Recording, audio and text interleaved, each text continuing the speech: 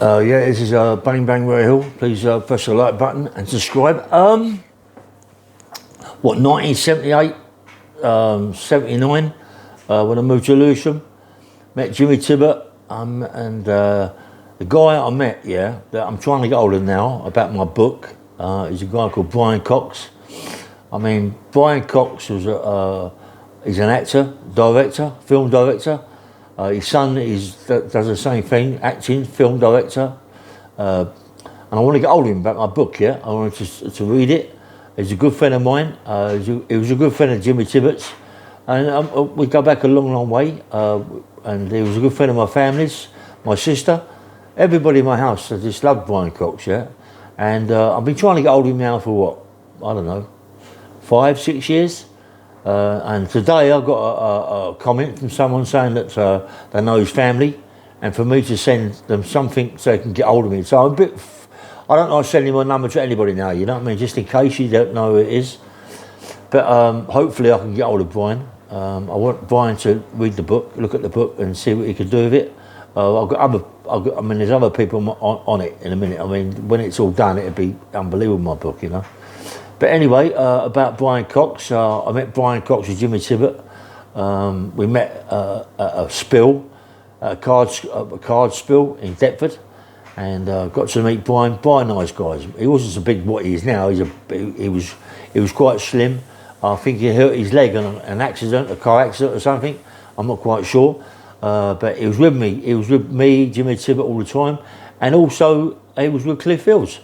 I'm a very good friend of Cliff Hills, Brian Cox. I'm surprised that Brian Cox hasn't tried to find out about Cliff. We know he died. Rest in peace, Cliff Hill. We know he died. But I'm surprised that Brian Cox, when he did die, that he hadn't tried to get in touch with the family and find out more about it. Because Brian Cox was very close with Cliff Hills. I mean, them two was like talk about boxing all the time. And it was Brian Cox that gave me the name Bang Bang, and give me when I used to go to the fights, and my record as I was come down to the ring was Call for Cats, and Brian Cox was also the one that said that would be fantastic. Brian Cox at that time was big time at Equity. Him, Davey Old, Johnny Old, Gypsy Tom, all that lot, Terry Coon, Terry Shops, they're always in Equity. Jimmy Tibbet as well. And I was a fool. I should have got into the Equity big time. I mean, with Davey Old and Johnny Old, cab drivers, but big enforcers as well. I worked with them in a club across through Rob Tunnel that used to be run by Lenny McLean. And me and Davey Old run it. Me and Davey Old run the club, run the pub. I'm not quite sure on the pub's name, but it was just across the Rob Tunnel. I used to run through the tunnel every day, every night. Seriously. And and Brian Cox, such a nice guy. He loved me to death. He stood bail for me on one of my charges.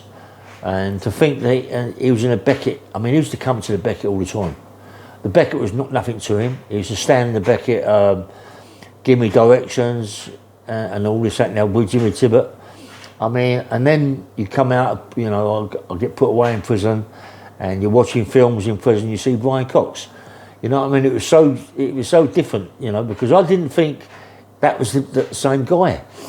And when I come out of prison, I was watching a film on telly with my mum, and she said, "It's Brian, and he used to come to the house, right, and dinner and all that, when you was in prison, and all that." I said, "What?" He says, Brian Cox, Ray, your mate." I went, "You're joking." And I couldn't believe it, the size of him, and how he changed, And it guts me really to think he hasn't been in touch with me at all, and he's been in touch with my sister, because him and my sister were very close. He loved the horses. He got well on with the horses. He loved going to the stables with my sister.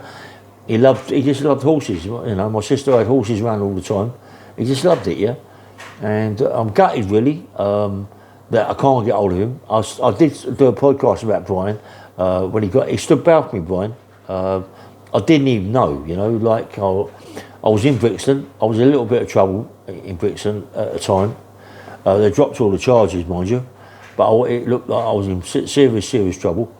and it was nothing to do with me, but they tried to fit me up, and I went to court, and Brian Cox, no, I didn't go to court, sorry, it was in my absence, and Brian Cox, I think he went up to the Old Bailey with my barrister and my QC, and with Jimmy Tibbet, and stood bail for me, you know. And I think at that time he was just getting known in the acting game, and I think the judge, when he sees someone like that going to stand bail for me, and what, you know, and big respect to Brian, he got me bail from the Old Bailey.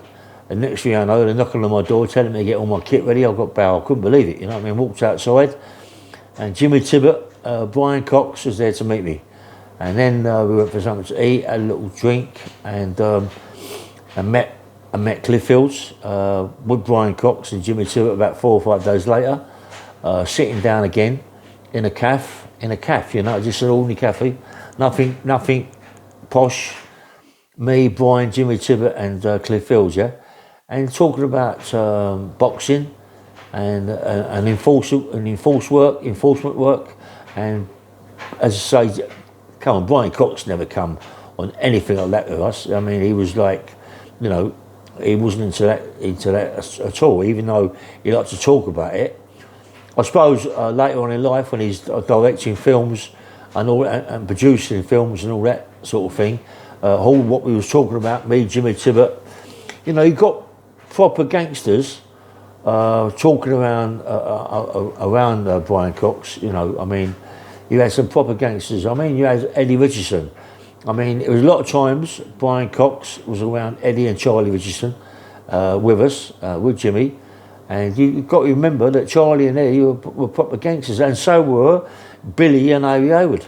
I mean, Brian Cox was always round the pub, the heart of it was called the Harp and Erin. And he was always round there. Brian Cox. I mean, Brian Cox liked Harry Hayward, because Harry Hayward was a character, yeah, a character. Billy Hayward was not such a character, but a hard, respected, decent man, yeah. And you don't want to muck about. They was proper men that could really have it, you know. They could really have it, you know. I know the ones that's really come between Charlie and Eddie Richardson, and they broke it up over that Smith's turnout, you know. I'm not quite sure much, they got plenty of birth for that Smith's turnout anyway, over the shootings and all this, and Jimmy Tibbet. I mean, Jimmy Tibbet took the gun off him when he was shooting all around the place, on the club.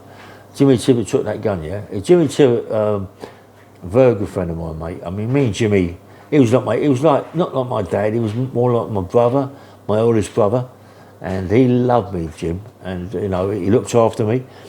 He's like his son in the way, he's like young Jimmy, like young Jimmy Jr., yeah. Young Jimmy Jr. loves watches, yeah. He loves a watch.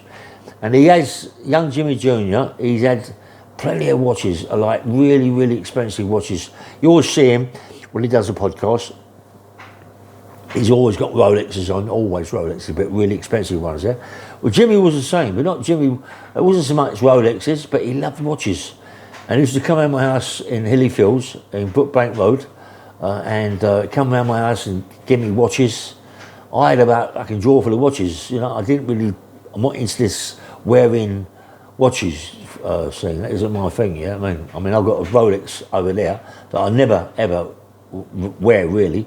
And if I go out, yeah, but not talking on a podcast. I ain't flash about my Rolex, you know what I mean.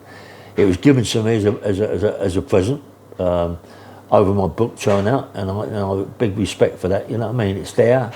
It's what, 10 grand, 12 grand. I don't know what it is. You know, but I don't wear it much. Only when I go out. But anyway, it's not about my Rolexes. It's Rolex, whatever. It's about Brian Cox. As I say, these people sent me a comment, and I replied to the comment. Let me know somehow how I can get hold of Brian, or you can get hold of Brian. Give Brian something to say, get on the comments or whatever, and talk to me, yeah?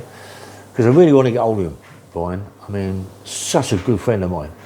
You know, such a good mate. And when I see him on Born Identity and on Troy and all them sort of things, all these gangster things he's on, you know, and I look at him and I think, oh, he was my pal. He was a right good mate of mine, yeah? and I read it, well, I didn't read all of it, I read a bit of his book, and he never even mentioned Jimmy Tibbet. I was quite upset.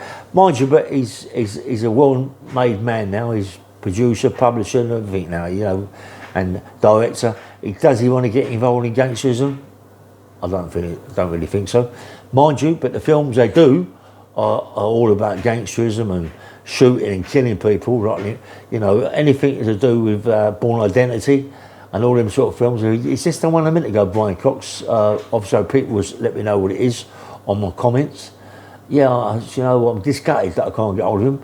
I mean, there must be other people out on my podcast that maybe also can get hold of Brian Cox for me.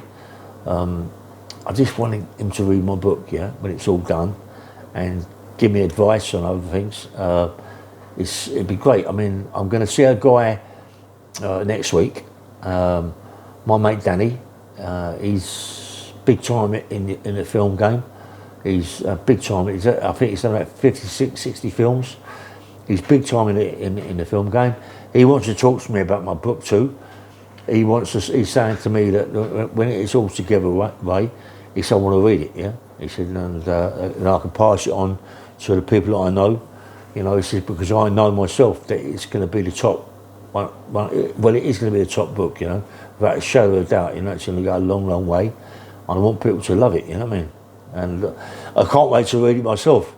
I'm quite excited, you know, I wanted to read it, man, because every time I see the ghostwriter and we go back over certain parts of it, there's more that I put into it, you know, because when you're doing the book, yeah, you're telling a story, but when they read it back to you, certain parts of it, and you think, oh, well, I was doing that as well, and that happened, and that happened, and this guy got that, and this guy got that, and then I got this, and it all more comes out, you know, so the book gets bigger and bigger and bigger, and it doesn't end, you know, and we now realise that maybe it could be two books, you know, or maybe even 3 books, you know what I mean? So, yeah, I'm really, really looking forward to reading my book, yeah? And I'll do it every say. But anyway, when me and Brian, Jimmy Tibbet and my mate Cliff Fields got together, as I say in the cab, we were talking about his boxing career, my boxing career, bang bang, and all that, and what I was doing, and prison, and all that. Now, Brian Cox is really involved in it, wants to know a lot of details about things, you know, and I loved him, man. And when me and Cliff Fields and Jimmy Tibbet went to do something, like a bit of enforcer work, get money back from people, Brian Cox was very interested and wanted to know what we done, how we went about it, yeah? And yeah, seriously, and it's lovely, isn't it? Do you know what I mean? This guy now is one of the top actors in the world, Brian Cox, you know? And to think that he was my pal, you know, we used to cuddle him and all that, and mates, and shake hands, and have dinner together, and tea together, and you know, and everything. It was just, it's nice, isn't it? You know what I mean? And yeah, I'm really happy the way he's gone forward. I don't want to muck his career up or nothing like that. I just want to be lovely to talk to him. Be lovely for me and him to get together, sit down and work other things out. Because he's got stories also that he could tell me to put into my book. That he obviously, so he knows quite a lot about what went on, me, Jimmy, and Cliff Fields. Things maybe I forgot, you know, and definitely that I forgot that he knows more about, yeah. Because I say, me and Cliff Fields was an army, yeah, me and Cliff, and we've done a lot of enforcer work, and we've done a lot of hurting people. Not so much with any weapons, just our fists and getting back what people took. Well, as you know, what it's like in them days. A lot of the money that we collected was from people in the gambling side of things, you know, and a lot of money used to pass over the table, mate. When you're playing poker, a lot of money, you know, and it was all about people gambling, like gambling their cars, gambling their houses, gambling everything, you know what I mean? And it's all got to be took, it's all got to, you know, if someone gambles a car, mate, and he's driving away a bit, he doesn't want to give the car up, it's for me, Jimmy, and the Clifffields to go and get it, you know? And I don't think there's never been a time when me, Jimmy and Clifffields haven't got what we've been sent out to get. The only things that are a bit hard to get is property, like houses, flats, those sort of things. And people gambling. People gamble. There's a lot of people out there, you know, that are sitting on big properties that they don't even live in, that are empty, you know, and then people, the people that have won them over card schools. That have won them over card schools. I mean, when I was in Queensway, you know, and I was around a guy called Freddie Rondell and another called Johnny Hunt. I don't know, there should be a few people that know Johnny Hunt, yeah? Johnny Hunt was a proper man, mate. Johnny Hunt and Freddie Rondell. I mean, them two together in the gambling clubs. I mean, Freddie Rondell won Queensway of all the gambling clubs and spills. Johnny Hunt can have a right... I mean, he was a fantastic fighter, Johnny Hunt, you know what I mean? And everyone was petrified, but he was a burglar. He was a really, really good burglar. He's done, when I say really good burglar, he's been in prison a lot of his life and died in prison, yeah? But Johnny Hunt, everybody around Queensway, Ladbroke Grove was a bit frightened of Johnny Hunt, because Johnny Hunt was a bit of a beast. Same as Freddie Rondell, yeah? I mean, Freddie Rondell was one of the hardest men I've ever seen in my life, yeah? Freddie Rondell. And he could have it. I mean, one of the best fighters that I've ever met in all my life of crime and gangsterism is my mate Alec Jones. Alec Jones from Paddington. He could really have it, my mate Alec Jones. I mean, he was a force to be reckoned with, mate. He don't muck about, Alex. And I loved Alec Jones. And a lot of people out there in Paddington, Queensway, all one of them areas know him, Alec Jones, yeah? And be wary of Alex, mate. I mean, he's a proper straight guy now.